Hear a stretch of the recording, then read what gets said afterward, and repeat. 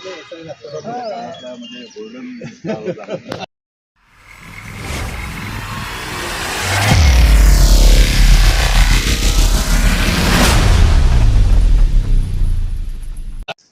आपण मुद्दाम उत्तर पश्चिम लोकसभा क्षेत्रातील सहकारी गृहनिर्माण संस्था यांचं अनेकांचं मानवी हस्तांतर अभिहस्तांतर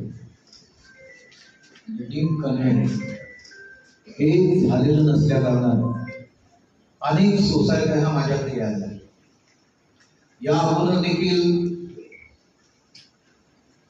या संदर्भामध्ये मंत्री असताना देखील या बाबतीमध्ये मी बैठक घेतली होती आणि ही बैठक घ्यावी या अनुषंगाने आजचा दिवस ठरला, आपल्याला बोलवलं आणि यासाठी त्यांचं ऑफिस होणं गरजेचं होते, त्यांना ते ताब्यात मिळणं गरजेचं होतं, अंधेरीचं ऑफिस मिळणं गरजेचं होतं। ते माझ्याकडे नेहमी यायचे, आम्ही कसं बसायचं, कुठे बसायचो, हे अशी सर्व परिस्थिती झाली होती आणि एकदा त्यांच्या ताब्यामध्ये आता इथे ऑफिस आल्यानंतर आता सर्व काही सुरळीत होईल आणि यासाठी श्री राजेश लवेकरजी आपण ज्या ठिकाणी जागा घेतो त्या जागेचा मालक म्हणजे बिल्डर हा कोणी राक्षसासारखा अशा तुमची प्रतिक्रिया किंवा कल्पना झाली आहे आणि आहे देखील।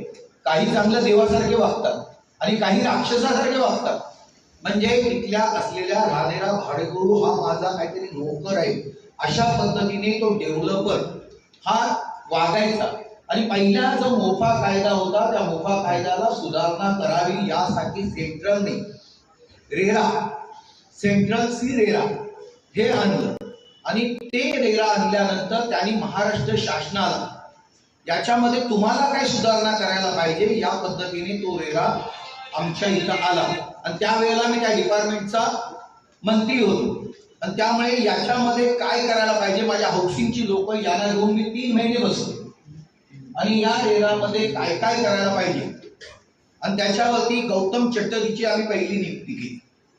ती माझी सही होती की त्यांना करायचं, कोणाला करायचं, तिथे कसा अधिकारी पाहिजे यावर देखील आमची चर्चा झाली होती आणि याच्यामध्ये रेरामध्ये ज्या वेळेला सुधारणा करताना जे ड्राफ्टिंग होतं या ड्राफ्टिंग मध्ये प्रामुख्याने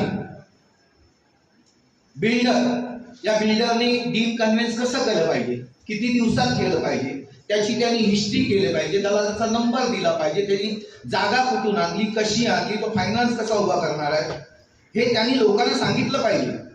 हे झाल्यानंतर त्याचं बांधकाम झाल्यानंतर तुम्हाला कसे पैसे दिले पाहिजे, त्यांनी जर आपल्याला फ्लॅट जर उशिरा दिला असेल तर त्याला देखील त्याच्या पद्धतीने त्यांनी व्याज ज्यांनी खरेदी केलाय त्याला देखील दिला पाहिजे।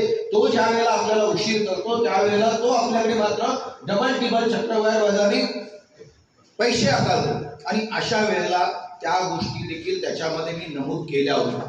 एवढंच नव्हे तर ज्या वेळेला तुम्ही जो संपूर्ण लेआउटची कल्पना आणली त्या लेआउट मध्ये तो पहिल्याने दाखवतो, गार्डन दाखवतो, पुढे स्विमिंग टँक दाखवतो आणि नंतर गायब करतो, तो जातो कुठल्या तरी कोपऱ्यामध्ये, गार्डन जाते एका कोपऱ्यात, स्विमिंग टँक जातो दुसऱ्या कोपऱ्यात। मग याच्यासाठी रेर आहे की तू ज्या वेळेला आम्हाला प्लॅन सबमिशन केलेला आहे, तू आम्हाला जे काही दाखवलेलं आहे तेच तुला दिलं पाहिजे, या गोष्टी देखील तुमच्या लक्षात येणं गरजेचं आहे, नाहीतर तो प्लॅन आम्ही तसा पास करून देणार नाही। त्या पद्धतीने आल्यानंतर तुम्ही मगाशी सांगितलं तुम्ही की 60% मी ज्या वेळेला केलं होतं त्यावेळेला 60, नंतर आपण 51 केलंय, 73 होता वगैरे, नंतर त्याच्यामध्ये 51 आलंय। 51% किंवा 3 महिन्यात त्या बिल्डरनी डीम कन्व्हेन्स करून दिलं पाहिजे। मग याच्यावरती बिल्डर देत नसेल, आपण भाषण करतोय पण त्यांनी का देत नाही, त्याला का नाही आपण नोटीस पाठवत, ही जबाबदारी आपली आहे। तर तुमचं खातं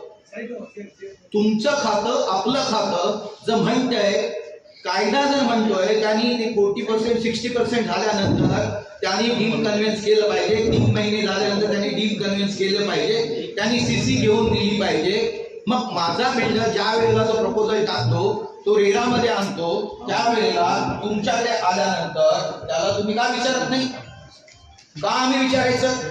तर कायदा आहे तर मला तुमच्याकडनं देखील ते सहकार्य पाहिजे. या एरियातले जेवढे, मी मुंबईचं पूर्ण बोलणार नाही, पण माझ्या उत्तर पश्चिम मध्ये असलेले जेवढे डेव्हलपर आहेत त्यांना तुमच्या आजपासून नोटीस दिलं पाहिजे. त्यांनी ते कन्व्हिन्स करून दिलं तर आमचं काम सोपं होतंय ना. मी तुला पैसे दिलेले, कायदा माझा 2010 ला बनलेला जो कायदा आहे हा सांगतोय की डीम कन्व्हिन्स मला दिलं पाहिजे. मग का देत नाही हा माझा पहिला प्रश्न. याचं उत्तर तुम्ही द्यावं किंवा त्या पद्धतीने तशा नोटीस आजपासून मी म्हणतोय, कारण ही खूप त्रासलेली लोक आहेत. तो बिल्डर म्हणजे भूत किंवा आणखीन कोणी आहे अशा पद्धतीने झालेली लोक आहेत, आणि त्यामुळे त्यांना रिलीफ देणं हे आपलं कर्तव्य आहे, शासनाचं कर्तव्य आहे, तुमचं माझं कर्तव्य आहे, ते आपल्याला केलं पाहिजे. त्यामुळे डीम कन्व्हिन्स हे झालंच पाहिजे, त्याला आपलं सहकार्य मिळालं पाहिजे. आता तुम्ही सांगितलं जुनं आणि नवीन. जुन्याचं तुम्ही सांगितलं त्यांच्याकडे प्लॅन नसेल, काही नसेल. आपल्याकडे रेकॉर्ड आहे ना. आपल्याकडे रेकॉर्ड कुठे मिळेल? तर तुम्ही बीपीकडे गेलात तिथे मिळू शकेल. नसेल तर वॉटर डिपार्टमेंटला मिळेल, एवढं लक्षात ठेवा. कारण तुम्हाला कनेक्शन देताना तुमची ती फाईल वॉटर डिपार्टमेंट मध्ये देखील असते, हे लक्षात ठेवा तुम्ही. कारण हे कोणी शोधत नाही.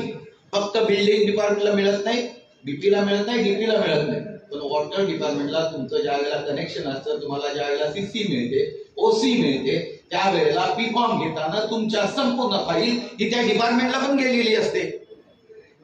आणखीन अनेक डिपार्टमेंट आहेत, परंतु हे महानगरपालिकेच्या माध्यमातून ओसी सीसी जे असतात त्या मिळत असतात. त्यावेळेला जुन्या जर काही काढायचं असेल तर त्यांच्याकडनं घ्या ना तुम्ही.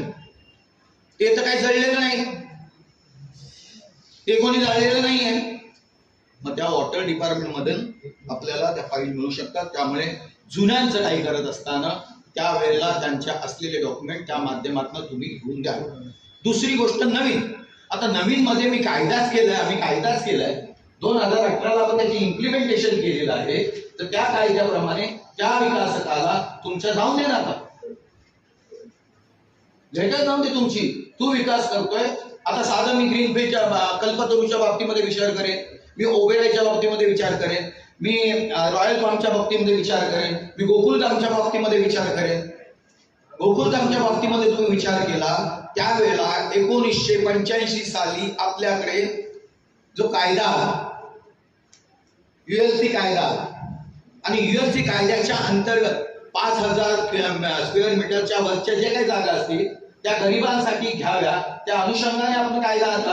आता ते कायदा आणलेला गोकुलधामला राष्ट्रीय मिल मजदूर संघाच्या माध्यमातून त्यांनी दिलेली जागा, शासनाने त्यांना जागा दिली, त्यांनी जी जागा ज्याच्याकडून मिळाली त्यालाच कॉन्ट्रॅक्टर म्हणून नेमले. त्याला तुम्ही बिल्डर कसं म्हणता? जर शासनाने ते घेऊन, मला शासनाने ती जागा मला दिलेली आहे, मी त्याला 75 रुपये किंवा 90 रुपये 115 रुपये देऊन मी त्याचं कन्स्ट्रक्शन जर करत असेल तर तो माझा बिल्डर नाही आहे, तो कॉन्ट्रॅक्टर आहे. आज तो गोकुलधाममध्ये तो बिल्डर मालक म्हणून का वाही करतोय? मग यावेळेला आम्हाला वाचवणार कोण? तर सरकार वाचवणार कोण? DDI वाचवणार. ही जागा जी आहे, आणि तुम्ही त्या BMC ला देखील सांगितलं पाहिजे की हा मालक नाही होऊ शकत. मग त्यांचं तुम्ही जे मगाशी म्हटलं की त्यांच्या प्लीनचा, ज्या वेळेला आपण एका कॉम्प्लेक्सचं मोठं एक घेतो, लेआउट घेतो, तसे अनेक लेआउट आहेत. जसे म्हाडाची 56 लेआउट आहेत, 56 वसाहती आहेत आणि 104 लेआउट आहेत. तर त्या पद्धतीने असे बाकीचे लेआउट आहेत ना. ओबेरायचा लेआउट असेल, कल्पतरूचा लेआउट असेल, बिंबिसारमधला लेआउट असेल, आहेत ना. पण त्यावेळेला तुम्ही ती जी जागा ज्या वेळेला जो बांधतो त्याची प्लीन, आणि जोपर्यंत पूर्ण होत नाही ते लागचं ठेवून द्या तुम्ही. पण बाकीच्या त्याला एक एक कन्व्हिन्स तुम्ही देत चला. तुम्ही म्हटलंच आहे की आम्ही देणार आहोत, तर द्या. आज मला सांगा, कल्पतरू किती वर्ष झाली? 19 वर्ष. आता कल्पतरू सारखा मनुष्य 19 वर्षामध्ये डीम कन्व्हिन्स, मी तर सांगेन तुम्ही 2018 पासून घ्या, 18 पासून घ्या, तो त्यांना डीम कन्व्हिन्स देत नाही. मग त्याला दुसरं बांधकाम करायला शासन का देतं? जोपर्यंत पहिल्या बिल्डिंगचं सर्व काही करून त्या लोकांच्या हातामध्ये देत नाही तोपर्यंत त्याला पुढचं काम देऊ नका, हे शासनाने ठरवलं पाहिजे. जोपर्यंत तुम्ही त्यांची नाक दाबणार नाही ना, तोपर्यंत हे असंच करत राहणार. आज मी सांगू इच्छितो की माझ्यामध्ये कल्पतरूने 10 बेसिक ॲम्युनिटी ज्या लोकांना द्या, म्हणजे गार्डन, आरशी असेल, पीजी असेल, आणखीन काय असेल, खेळाचं मैदान असेल, हॉस्पिटल असेल, शाळा असेल, ज्या डीपी मध्ये डिमार्केशन आहे त्या त्यांनी हँडओव्हर नाही केलेल्या आहेत. 10 ऍक्टिव्हिटी लोकांपासून वंचित ठेवलेल्या आहेत, तरी कल्पतरूला नवीन ठिकाणी नवीन प्रोजेक्ट बांधायला देतात. का देतात? बिल्डरनी अशा पद्धतीने चोऱ्या करून लोकांच्या तोंडावरती मारून वेगवेगळे प्रोजेक्ट करायचे आणि लोक सफरिंग व्हायचे. तर ते कुठेतरी आपल्याला या बाबतीमध्ये बसायला लागेल, करायला लागेल. मग त्यामध्ये तुमचं डिपार्टमेंट असेल, महानगरपालिका असेल, युडीने ते करायला पाहिजे. युडीच्या माध्यमातून जर आम्हाला हे होत असेल, ते युडीने ह्या सर्व गोष्टी रेक्टिफाय करायच्या, सिम्प्लिफाय करणं हे प्रामुख्याने महत्वाचं आहे. आणि त्यामुळे या लोकांना वाटत होतं आपलं डिपार्टमेंट म्हणजे वाघ आहे. हे पण सांगतो तुम्हाला, तो राक्षस आहे, पण आपलं डिपार्टमेंट देखील वाघ आहे. इथे आल्यानंतर आम्हाला फेऱ्या मारायला लागतात, हे करायला लागतात, ते करायला लागतात. मग अडून का राहिले ही लोक? अडून का राहिली? तर ही अडून न राहता आपल्याला आजपासून, मला माहित नाही लवेकर आहे, त्यांनी माझ्याबरोबर काम केलेलं आहे, बाकीच्या लोकांनी देखील काम केलं. कुठे गेले तुम्हाला तो ओळखतो. बाकीच्या लोकांनी देखील माझ्याबरोबर काम केलेलं आहे, हाऊसिंगला असताना किंवा महाराष्ट्र शासनामध्ये असताना. तर त्या पद्धतीने आपण यांना आपलं समजून त्यांच्याकडे जाऊया, आपलं समजून त्यांची कामं करूया. एकदा तुम्ही म्हणता की डिलॅबिड कंडिशन मध्ये आल्यानंतर नंतर प्रॉब्लेम होणार, पण आता माझ्या हातामध्ये आहे, 3 महिन्यात त्यांनी केलंच पाहिजे, त्या विकासाने करून दिलं पाहिजे. हा कायदा तोडतो कोण? तो विकासक तोडतोय. मग तो कायदा जर विकासक तोडत असेल तर त्याला शासनाचा चाबूक हा मारलाच पाहिजे. मग तो कोणताही विकासक असू दे, कोणताही विकासक असू दे.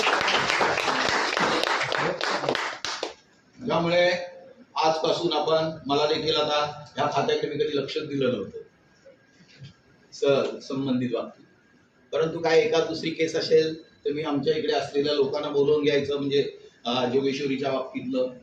पण नंतर मला कळलं की अंधेरीमधून देखील अनेक कंप्लेंट आहेत, अनेक ठिकाणून अनेक आहे.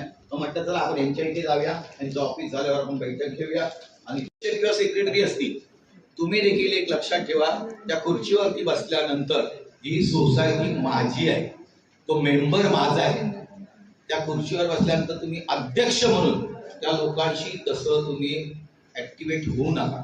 अनेक सोसायटीचे चेअरमन आणि अधिकारी असेच करतात. तुम्ही जे म्हटलं ना की त्यांनी त्याचं नॉमिनेशन करून दिलं पाहिजे, त्यांनी त्याचं हे करून दिलं पाहिजे, आज सर्व इथे आलेले असल्याकारणाने तुम्ही देखील त्यांच्याशी त्या पद्धतीने वागा.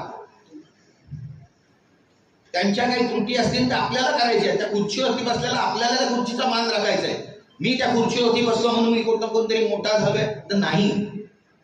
मी त्या खुर्चीवरती बसलोय, त्या सोसायटीच्या माध्यमातून बसलोय, तर मी त्या खुर्चीचा मान राखून त्या लोकांचं काम करण्यासाठी, त्यांना समाधान देण्यासाठी बसलोय. हे जरा करा. अनेक विकास अडतात का? अडमुटेपणा. सोसायटीत असलेल्या त्या पदाधिकाऱ्यांचा अडमुटेपणा, म्हणून त्यांनी स्वयंविकासाला देखील प्राधान्य देण्याचं प्रामुख्याने घेतलं. पण हे स्वयंविकास का होत नाही हे तुम्हाला माहिती आहे, मला त्याच्याविषयी चांगलं माहिती आहे. आज स्वयंविकास करायला घेतलं तर सर्वजण एकत्र आले पाहिजे ना, पैसा क्रिएट केला पाहिजे ना. बँक पैसा देईल, पण तुम्ही खर्च करताना तुमच्यावरती पण त्या लोकांचा विश्वास असला पाहिजे ना, की ह्यानी जो आणलेला बिल्डर ह्यानीच आणलाय का, व्यवस्थित आहे का, की हा मागून काहीतरी खातोय का. ह्या अनेक गोष्टी त्याच्यामध्ये आहेत. स्वयंविकासाला जर चालना मिळायची असेल तर एकमेकावरती विश्वास असणं, जर सोसायटीचा त्यांच्या पदाधिकाऱ्यांवरती विश्वास असणं, आणि तो बसलेला पदाधिकारी देखील तेवढाच प्रामाणिक असला पाहिजे, हे देखील तितकंच आहे. नाहीतर तळे राखी तो पाणी चाकी, म्हणजे मी ती म्हण आहे, त्या म्हणीच्या पेक्षा वेगळं जाणं हे प्रामुख्याने महत्वाचं आहे. त्यामुळे अध्यक्ष, सेक्रेटरी तुम्ही आलेत तेवढे तुम्ही अप्रोच व्हा सर्वांनी, आणि जिथे जिथे काही कमी असतील ही सर्व लोक चांगली आहेत, पण तुम्ही नाही भेटत त्याला. तुम्ही आपसामध्ये सोसायटी आणि सदस्य हे फक्त तिथल्या तिथेच भांडताय. पण अप्रोच झालो आपण तर त्यांची देखील मानसिकता आमच्या अधिकाऱ्यांची की तुमचा प्रॉब्लेम सॉल्व्ह करणं. तुम्ही आलात का दुसऱ्या येणार, दुसरा आलात का तिसऱ्या येणार. त्यामुळे एकत्र येऊया आणि हा जो कार्यक्रम आहे हा सक्सेस करूया. शासनाने खूप काही सवलती आताच्या या तुमच्या नवीन आपल्या अधिवेशनामध्ये खूप काही चांगले निर्णय घेतले, ज्याच्यामध्ये 2011चा देखील निर्णय घेतलेला आहे की सशुल्क होतं त्यांना देखील, आणि त्याच्यामुळे माझ्या आरे कॉलनीतील सर्व लोक चांगली वाचली. त्या लोकांना आता त्यांची हक्काची घरं आम्ही देऊ शकू. चांगला निर्णय. वन विभागामध्ये असलेल्या लोकांचा देखील तसाच आहे. आणि मी तो विषय दिल्लीला देखील काढला होता, आणि दिल्लीला काढला त्यांना म्हटलं की ही माणसं आहेत, तुम्ही त्यांना बेसिक अॅमिनिटी देणार नाही, पाणी नाही, लाईट नाही, इलेक्ट्रिसिटी नाही, तर काय उपयोग आहे त्याचा? ते जिथपर्यंत राहतात, कोणाला काही हाऊस नाही, आणि त्यामुळे शासनाने देखील अफोर्डेबल घरं बांधली पाहिजे. शासनाने भाड्याची घरं बांधली पाहिजे, कारण नोकरीच्या निमित्ताने आपण शहरामध्ये येतोय, आणि शहरामध्ये आल्यानंतर आम्हाला जागाच नसेल तर राहणार कुठे तो? शहरातलं भाडं, शहरातलं घरं ही परवडत नाही, मग कोणतरी कुठेतरी बांधतं. त्यामुळे शासनाचं देखील कर्तव्य, आणि मी हाऊसमध्ये बोललोय, लोकसभेत बोललेलो आहे की जो शहरामध्ये येतो त्या माणसाला राहण्यासाठी घर असणं गरजेचं आहे, कारण शिक्षणासाठी येतो, नोकरीसाठी येतो, आणि काही कामासाठी येतो. त्यामुळे हाऊसिंग घरं, अफोर्डेबल घरं, रेंटेबल घरं ही जास्तीत जास्त बांधली पाहिजे. तर त्या दृष्टीने शासनाने देखील निर्णय घेतलेले आहेत. हे असे चांगले निर्णय या वेळेच्या अधिवेशनामध्ये झाले, म्हणून मी सरकारचं अभिनंदन देखील केलंय. आणि आज आपल्या तुम्हा सर्वांना मी तुम्ही हा जो कार्यक्रम लावला, मार्गदर्शन प्लस त्यांचे प्रॉब्लेम, यासाठी मी आपला अत्यंत आभारी आहे. पुन्हा आपल्या कार्यक्रमाला गुरुपरिषदेला धन्यवाद. जय हिंद, जय महाराष्ट्र.